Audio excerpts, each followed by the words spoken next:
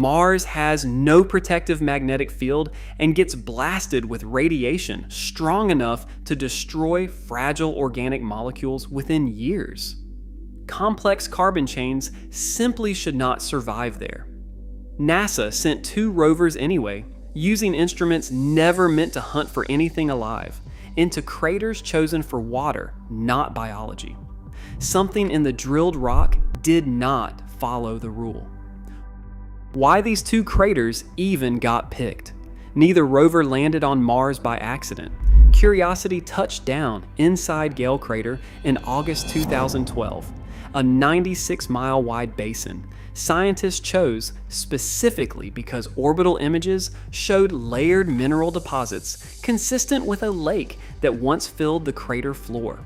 Perseverance landed inside Jezero Crater in February 2021, a site chosen because its edge still shows the unmistakable shape of an ancient river delta, the kind of fan-shaped rock formation rivers leave behind on Earth when they slow down and dump sediment into a lake. Both landing sites were selected for the exact same reason. If ancient Mars ever supported life, a former lake bed is one of the most promising places to look for chemical evidence of it, since standing water tends to trap and preserve fine sediment and any organic material sitting inside it. Picking the right crater took years of study using orbital cameras alone, long before either rover ever left Earth. That careful site selection paid off almost immediately for Curiosity, which started finding hints of ancient organic chemistry inside Gale Crater rock years before the discovery that made headlines in 2026. The rock NASA drilled 5 years before telling us. Back in 2020, Curiosity drilled into a clay-bearing sandstone rock at a spot nicknamed Mary Anning, inside a part of Gale Crater called Glen Torridon. Glen Torridon is rich in clay minerals that only form when water has been sitting around for a long time, which is exactly why the rover spent so much time studying that specific stretch of ground. Curiosity carries an onboard chemistry lab called SAM, short for Sample Analysis at Mars, which heats rock powder and studies the gases that cook off of it. This was not Curiosity's first brush with organic chemistry either. Back in 2015, drill samples from elsewhere in Gale Crater had already turned up organic molecules, including benzene and propane inside rock roughly 3 billion years old. And in 2024, the rover identified long-chain alkanes containing up to 12 connected carbon atoms, a discovery whose exact origin scientists still could not fully explain. Running the full 2020 experiment and properly analyzing every result took years, since every instruction has to travel to Mars and every result has to travel back across tens of millions of miles. The team finally published what they found in April 2026, led by geochemist Amy Williams of the University of Florida, describing it as the most diverse mix of organic molecules ever pulled from a Martian rock. That 5-year wait between drilling and publishing was not NASA hiding anything. It was just how long it actually takes to be sure about what a machine 90 million miles away actually detected. What was actually hiding in the powder? The SAM instrument identified more than 20 different chemicals inside that Mary Anning sample, and the team was able to confirm the exact identity of 7 of them, most never seen on Mars before. One of the standout finds was benzothiophene, a large molecule made of 2 connected rings containing sulfur, the biggest confirmed organic molecule of its kind ever found native to Mars. Scientists already know this exact chemical is often delivered to planets by meteorites, meaning it likely rained down onto Mars the same way similar material rained down onto early Earth. Alongside it, the team also detected a nitrogen containing molecules structurally similar to compounds that act as building blocks for DNA and RNA, something never spotted on the Martian surface before this experiment.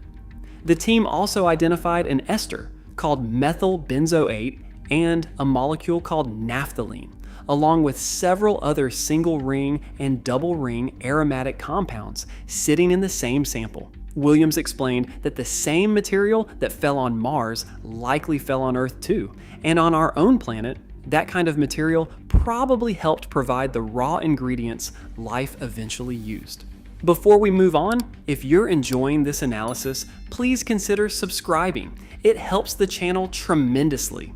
Finding molecules this complex sitting inside a Martian rock is a big deal on its own. But it immediately raises the one question every scientist involved refused to answer with total certainty.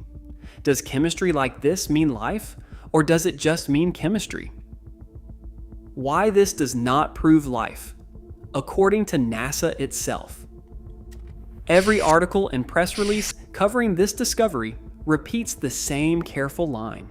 The experiment cannot tell the difference between organic molecules that came from ancient Martian life and organic molecules that simply formed through ordinary geology or arrived on meteorites. Benzothiophene itself has both possible biological and non-biological origins, and sulfur in a molecule like this can actually act as a shield against surface radiation, which might explain why it survived at all after billions of years. The nitrogen-bearing molecule resembling a DNA building block was exciting specifically because it had never been confirmed on Mars before, not because it proved anything was alive there. NASA's own team described this discovery as one more piece of a much larger puzzle about whether ancient Mars could have supported life, not a final answer to that question. Confirming Mars was once warm, wet, and chemically rich is a real and significant finding entirely on its own, separate from whether anything ever lived there. That kind of careful, undramatic language turned out to be exactly the same tone NASA used a few months earlier for an even stranger discovery, this time from the other rover currently working on Mars. The other rover's rock with leopard spots. In July 2024, the Perseverance rover was exploring an ancient river valley called Neretva Vallis, part of a formation named Bright Angel, when it came across an arrowhead-shaped rock about 3 feet by 2 feet across, later nicknamed Cheyava Falls after a waterfall in the Grand Canyon. The rock was covered in 2 distinct features. Scientists nicknamed poppy seeds, tiny black mineral spots only 100 to 200 microns across, and leopard spots, larger pale rings with dark borders scattered across the surface. Perseverance used 2 onboard instruments called PXL and Sherlock to study the rock's chemistry in detail, and found the leopard spots were made of 2 specific minerals called vivianite and greigite, both containing iron combined with either phosphate or sulfur. On Earth, both of those minerals show up in places where microbes have used iron, sulfur, and phosphorus as an energy source, and vivianite specifically tends to form around decaying organic matter in sediments and peat bogs. The rock also tested positive for organic carbon, meaning Cheyava Falls became the first single spot on Mars ever found containing evidence of liquid water, organic molecules, and a usable energy source all together in one place. On July 21st, 2024, Perseverance drilled and sealed a piece of the rock as its 22nd collected sample.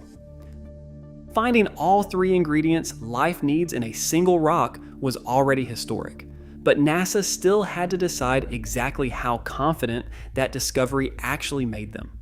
The answer came over a year later in a carefully worded announcement built around a scale most people have never heard of. The scale NASA uses to grade a possible alien signal. NASA did not publicly call Cheyava Falls a discovery of life. On September 10, 2025, over a year after the rock was first sampled, NASA announced the rock contained what they specifically labeled a potential biosignature.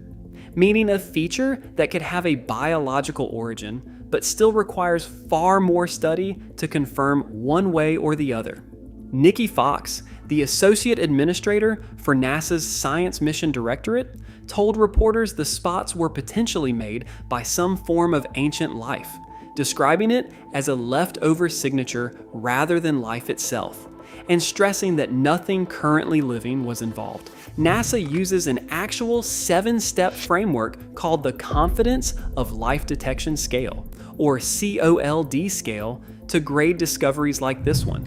And Cheyava Falls currently sits at step 1, meaning only a possible signal has been detected so far. Scientists did rule out heat and extreme acidity as explanations for how the spots formed, since neither condition is believed to have existed in that environment. But they stopped well short of ruling out every non-biological explanation entirely. Perseverance project scientist Katie Stack Morgan described the finding as something that grew out of years of work from over 1,000 scientists and engineers across JPL and its partner institutions. Landing at the very first step of a 7-step scale means Cheyava Falls is still an open question rather than a closed case. And answering that question properly requires something Perseverance itself cannot do alone from the surface of Mars. The sample sitting on Mars with no ride home. Perseverance sealed its piece of Cheyava Falls into a titanium sample tube nicknamed Sapphire Canyon, exactly the kind of specimen the Mars Sample Return Program was originally built to bring back to Earth for detailed lab testing that no rover instrument can match. That plan hit a serious problem. In January 2026, a congressional spending bill effectively ended the Mars Sample Return Program after its projected costs ballooned toward roughly $11 billion, and its schedule slipped repeatedly for years, following a White House recommendation that prioritized human Mars exploration instead.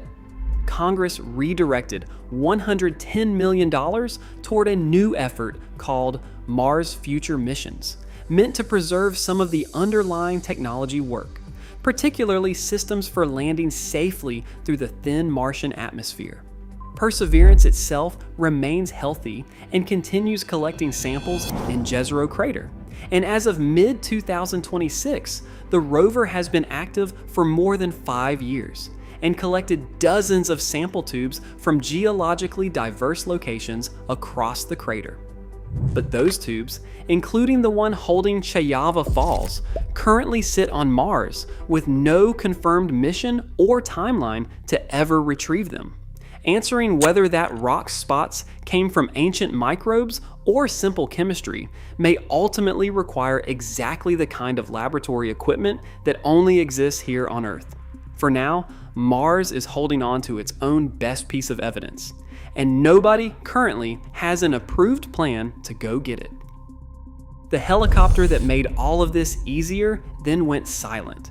Part of what made Perseverance's mission possible in the first place was a small experimental helicopter called Ingenuity, which arrived attached to the rover's belly in 2021.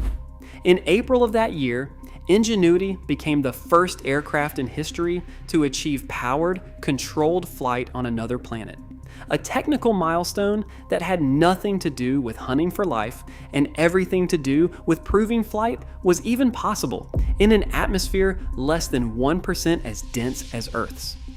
Ingenuity ended up flying far longer than planned, scouting terrain ahead of the rover and helping engineers plan safer driving routes across dozens of flights.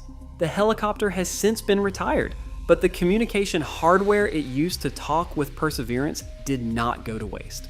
That same processor, originally built to keep in contact with Ingenuity, now runs Perseverance's newest navigation upgrade, a system called Mars Global Localization, introduced in February 2026, that lets the rover figure out its exact position on Mars, within about 10 inches, without waiting for help from engineers back on Earth.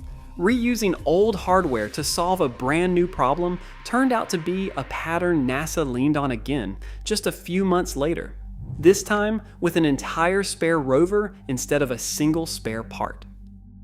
The backup rover that might go to the moon instead, sitting quietly in a clean room at JPL, is a full-sized copy of Perseverance called Optimism, nicknamed Promise.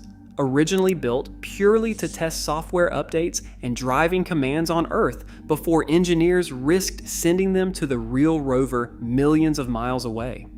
In June 2026, NASA revealed it was seriously considering sending that same backup rover to the moon instead of leaving it parked in storage. Unlike most planned lunar rovers, Promise runs on a radioisotope thermoelectric generator instead of solar panels, meaning it could keep operating straight through the moon's long stretches of darkness, which would be especially useful near the lunar South Pole, where sunlight is unreliable. NASA Administrator Jared Isaacman explained the thinking bluntly, saying the agency has years of experience running rovers on Mars and equipment taxpayers already paid for. So the obvious question became whether that same hardware could do useful work somewhere else entirely. The proposal has not been formally approved for launch, but it shows NASA trying to squeeze more value out of hardware it already built rather than starting completely from scratch. Whether or not that backup rover ever leaves Earth, the two rovers actually on Mars right now are not stopping either, and neither is the broader search these two discoveries are part of. What comes next? Both rovers keep working, regardless of what happens with sample return or spare parts headed to the moon. Curiosity has been active on Mars for nearly 14 years, has driven close to 37 kilometers since landing, and recently gained a new self-driving upgrade, allowing it to travel further without waiting on instructions from Earth.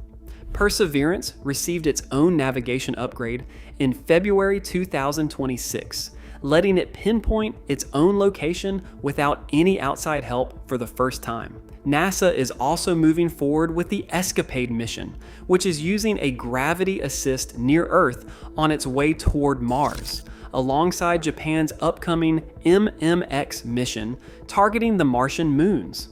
None of this guarantees Chayava Falls will get a clear answer anytime soon, and none of it proves ancient life ever crawled through Martian mud billions of years ago. What it does prove is that two separate rovers, running two completely different instruments, both touched something inside Martian rock strange enough that NASA felt the need to choose its words with extreme care in front of the entire world. If this video gave you something, subscribing takes 3 seconds, and it helps us keep making content like this.